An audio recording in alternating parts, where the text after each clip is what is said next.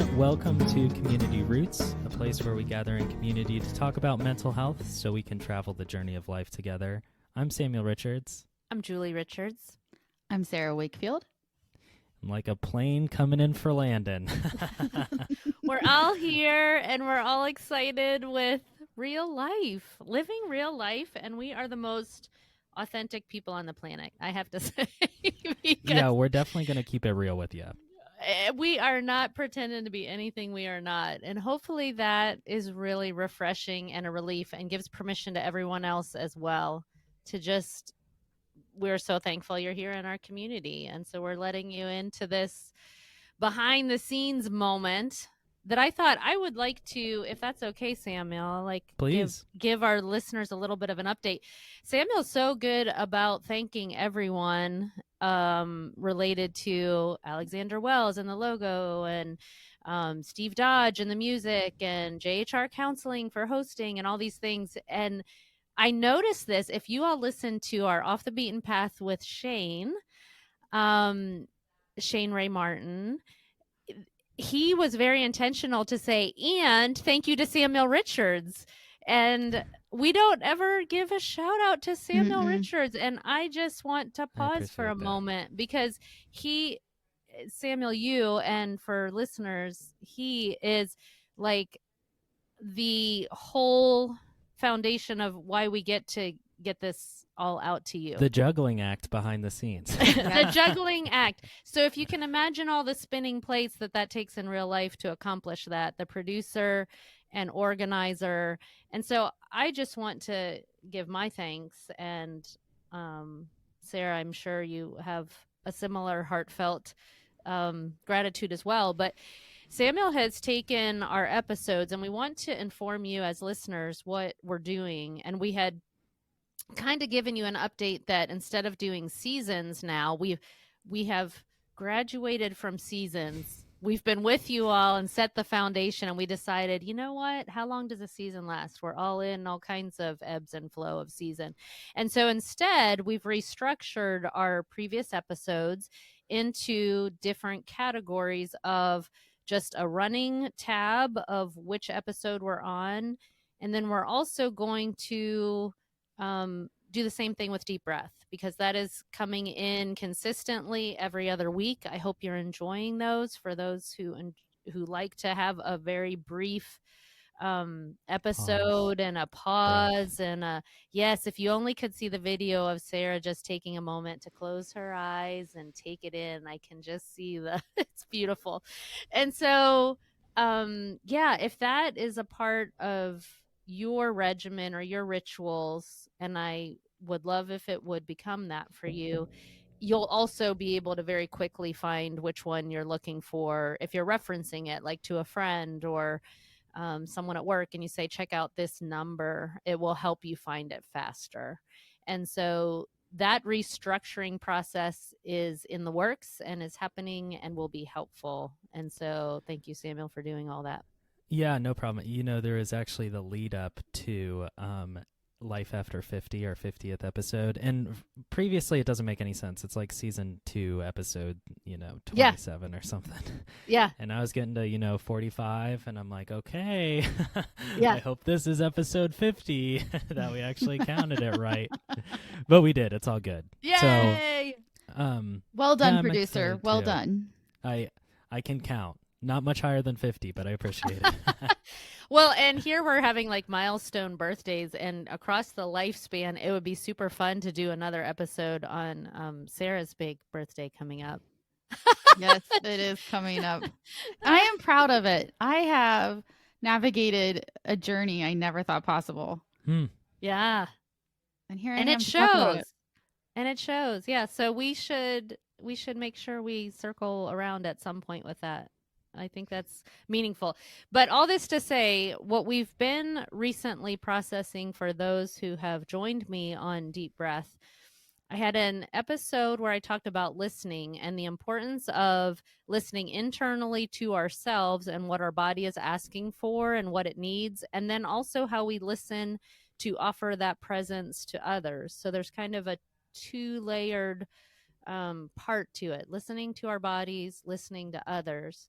And then there was also in our last deep breath movement, and that one kind of had a two-layered feel of, do I need to move more, as Samuel's doing his stretches while he's listening? We need to pull the Got videos called out out. at some point. Yeah. It's so cool. Then you just see how often we're eating during these episodes. We don't eat much. We don't eat much on here. Almonds, at least. There you go. Something. But the idea of checking in with ourselves and with the amount of movement we've had and being embodied is, do I need to stand and stretch? Do I need to get outside? Do I need to look at the sky? Do I need some fresh air? Or do I need to stop this rat race for a little bit and all the spinning plates and just exhale and let all of the busyness go aside?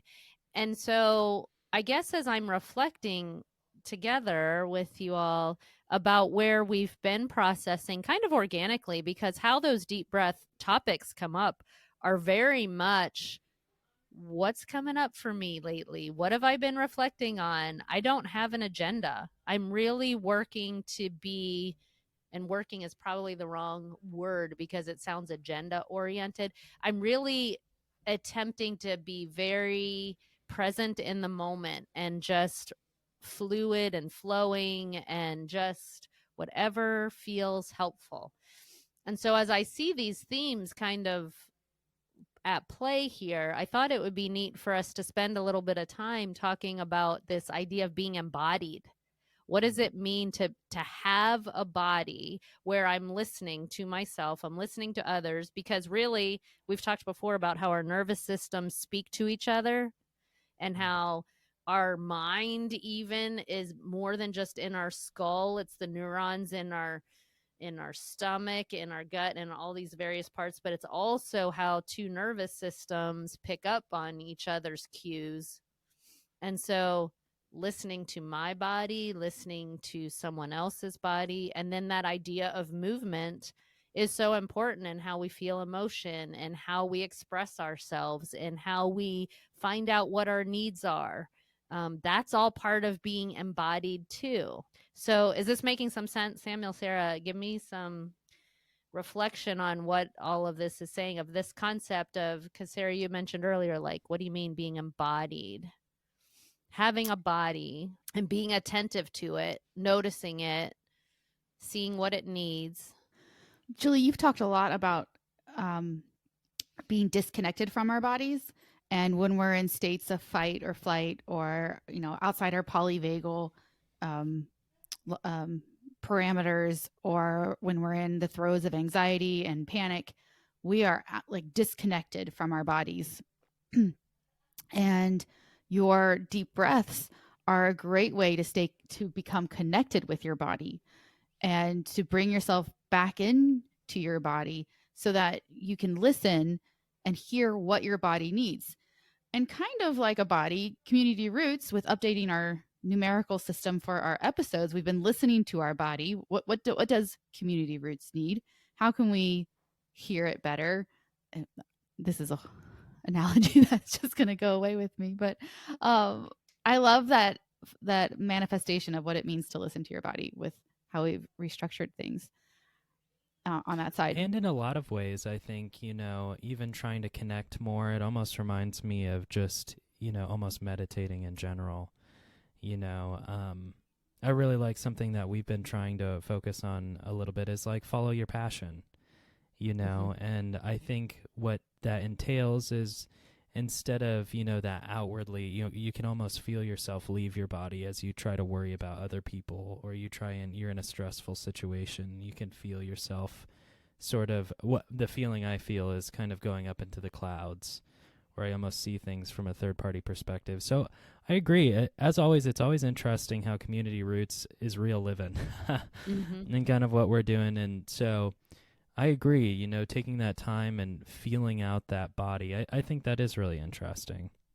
So as you're saying that, Samuel, like that out there feeling is the meditation for you a way of coming back to be then more focused, more embodied, more aware? Because we can get so driven with, I've got all these tasks to do, I've got all this stuff to do, and I'm putting so much out there that I really need to pause, check in, come back to home base, which we've talked about just a few times. No, exactly what you were saying, like the returning to the body and the feeling of the limbs instead of almost, you know, just the importance of my own body's perspective, or even like with the following your passion or trying to figure out what community roots need. It's like, what do we actually want to do and what's our actual focus instead of this ambiguous, large, you know, what does the world need? Or even like, you know, how do I solve, in a personal sense, you know, how do I solve all these problems, these stressful situations that kind of pulls me from it? And just like being on an airplane, when they give you the instructions, the safety instructions, and they talk about the oxygen masks coming down, how you put yours on first, and then you can put on your child's. And that's not our first reaction. Our first reaction is, oh, I got to take care of the people around me. But you have to take care of yourself first before you can be of any assistance to anyone, including the world. Julie, go ahead. We had talked a little bit beforehand about listening to your body, obviously. And what does that mean? You know, we talk about listening to your body, coming back into home base. What are the actual tangible experiences we can hone in on so that we know how to listen to our body? One thing that's always been told to me, because I am a consistent panicker, recovering panicker, whatever. You never get out of it, but you just learn more. You get more tools.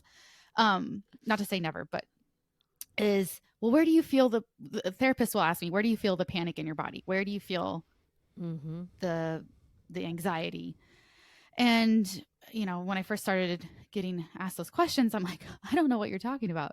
Like, it's not in my elbow. I mean, like, exactly. Like a physical ball of anxiety, because for me, Sarah Wakefield, it is in my stomach. It is my gut. That is where my anxiety resides. Okay. But what therapists are actually trying to get me to do is check in with my body, to pay more attention to being present and breathing in my body. And I just realized that. So it's not something I thought about beforehand. But I thought that was fascinating to take. Step one is, where do you feel this whatever you're feeling in your body? I think that's really interesting. Mom, where do you feel your stress? Well, it's funny when Sarah brought up that question, because I am a trauma therapist and I've been doing this for a number of years, that I can't originally, I'm going to say it this way. I originally could not stand that question, because it would be like, we're taught to ask it, right? Where there's a purpose and it's important. But the reason why I didn't like the question was because I didn't know the answer for myself. And so, like, even asking the question of how do we get embodied, and how do we listen to our body, and how do we do all this? When you asked that, my mind kind of went back to my own journey with this, which is, I would describe old self as, or previous to this work that this journey that I'm on, is that I almost experienced my life as a walking head, because I would intellectualize a lot. I would study a lot, and I would be very left-brained, and I still had very much an empathic heart to care for other people, but I didn't know how to care for myself at all. I didn't know how to feel my own emotion, grief, pain, anything. And so it was almost like so disembodied, or so not understanding how to listen to my body. And it's interesting. I love where this conversation is organically flowing, because when I trained as an EMDR therapist 5 years ago, my teacher, whom I just adore, would frequently ask the question or say the statement, which we do as EMDR therapists, notice that. Notice that. And I would just be like, you know, the student in the class with the confusion going, what am I noticing? Like, what's the answer? So going back to the question of, where do you feel that in your body? or even Samuel, you asking, Mom, where do you feel your stress?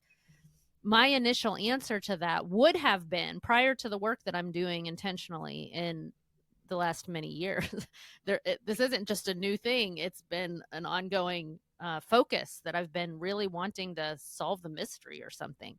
I previously would have had no idea how to answer that because I really wasn't embodied and I wasn't integrated enough. I would just know the head answer, the cognitive. I can give you the answer to the question. I've studied the material. But when someone says, where do you feel shame? Where do you feel stress? Where do you feel your anxiety? I'd be like, I don't know. So I'm learning more about that. And I would say it is really hard for me to find it in my body as my first answer. These sensations for some of us can be very subtle, which I think makes it harder because then what do we have to do to listen to them?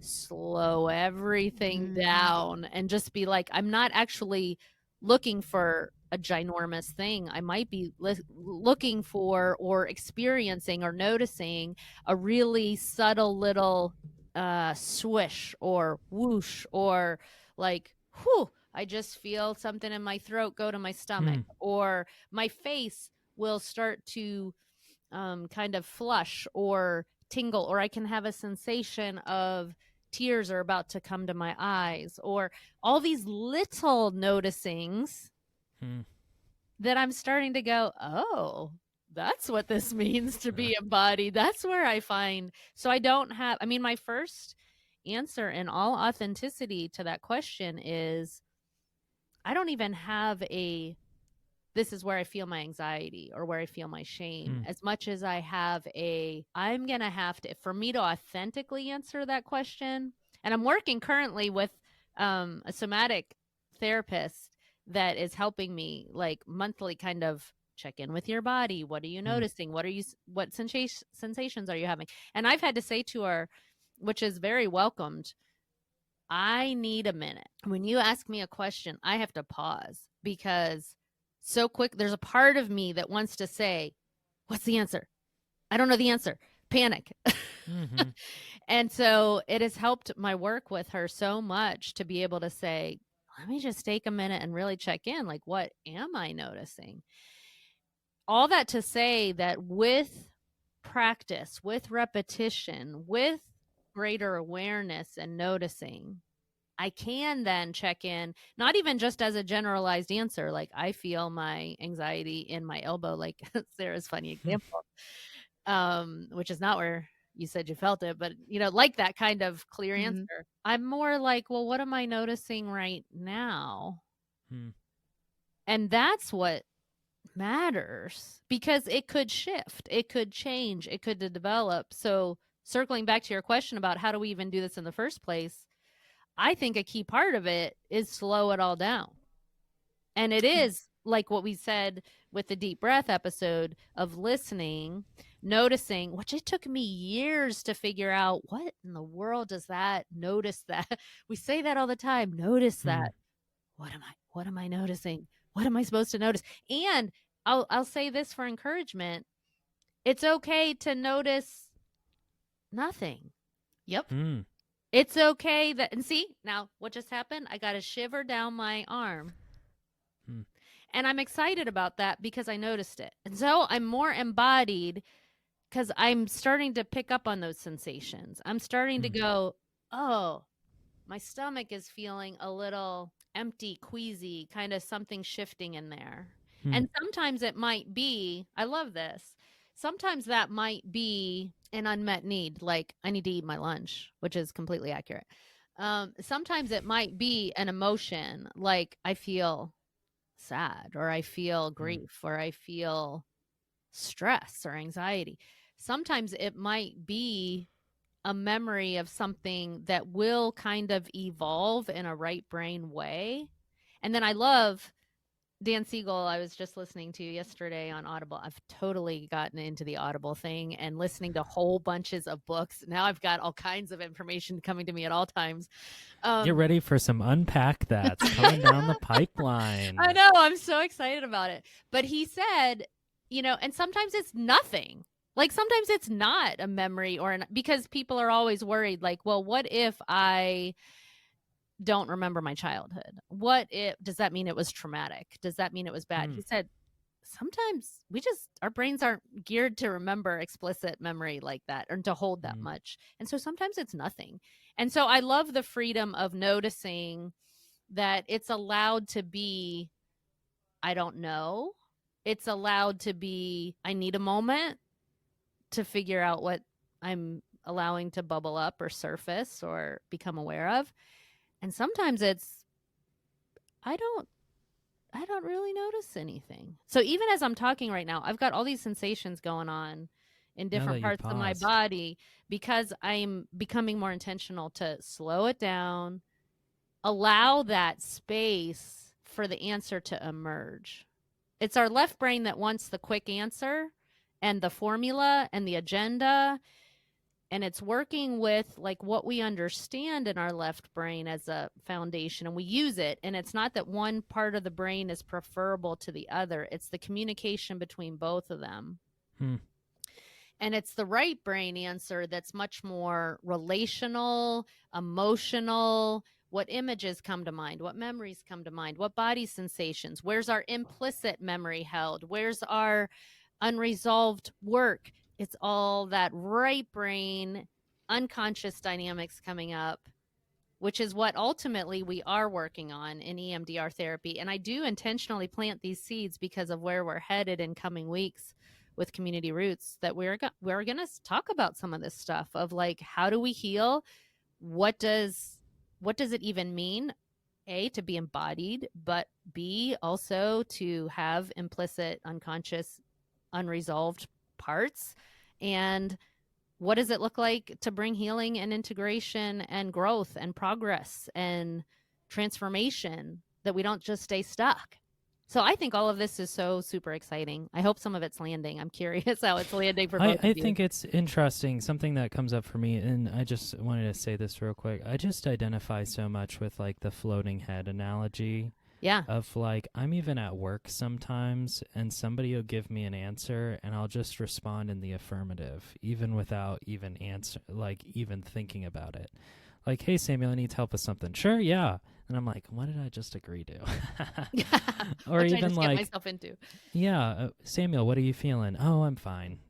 Or just kind of like some of the routine answers. I'm really curious about these next couple weeks, and even, I like the idea of pausing and feeling. I don't know what it brings up for you, Sarah, but I know for me, like, I just identify with that floating head analogy. The noticing part, that has been critical because it's without judgment. So just notice. That's what my MDR therapist said, the same thing. Okay, notice, and then move on. Like, you're not tucking it away in a box. You're just noticing it. You're acknowledging it. Okay, that's something to be aware of. I'm going to continue walking down the street.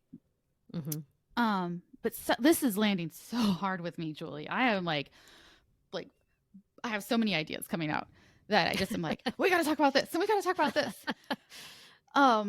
Welcome to my brain. You should share the meme that you put in our group chat with our listeners.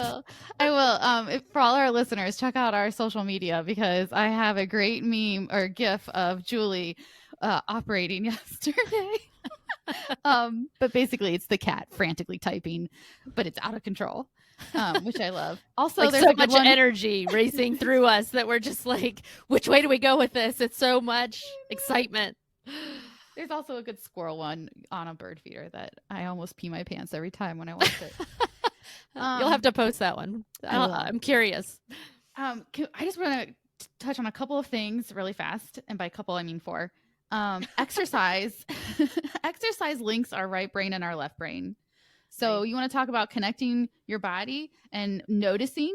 Exercise will teach you how to notice your body, and will bring in your right brain, so that because your left brain's going to be like, oh, I'm going to analyze everything about this workout. Well, your right brain is the body doing it. So walking is a great way to get right brain, left brain connected. And so a lot of times in EMDR, EMDR is all about connecting your right brain, left brain.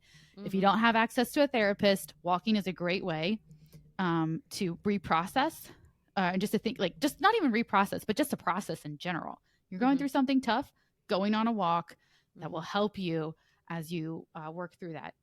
I'm going to skip around a little bit, but authenticity through embodiment, Julie, is something I think we're getting really close to. It's like we're circling on this orbit. Mm. But the more authentic you can be with your body by Mhm. noticing, by Mhm. paying attention, the more authentically you can be with yourself and other people. Yeah. And we're all about how to live our lives authentically. Well, that starts with you. Mhm. Are you treating yourself authentically? Are you paying attention? Are you noticing? Are you taking measures to bring awareness to your body? Exercise is a great way to release stress and tension. So when you've noticed these things, Mhm. maybe your body is saying, like Julie said, oh, I need to get outside or ground my feet in some dirt, stand by a tree, go for a walk, go bird watching, or pay attention, notice things as I go on my walk. So you're noticing your body, and then you're spreading that out as you go throughout your day. Again, without judgment. A great way to do this, an absolutely fantastic way to do this, is through yoga. And I know we talk about yoga, Yes. and not everybody likes the thought of yoga or meditation. I know people who are like, oh, meditation is just emptying your mind, and yoga's for granola people. Well, yoga is a fantastic practice for finding awareness and bringing it to your body. One of my favorite things, and I'm going to plug Yoga with Adrienne here, is that in all of her practices, she's all about awareness and noticing. And she'll say things like, now relax your tongue, soften your jaw, soften the skin of your forehead. And I will find that I have been holding that tension in my forehead. Right. And it's those little notices. Samuel's, softening the skin. She'll talk about, like, are you clenching your thigh?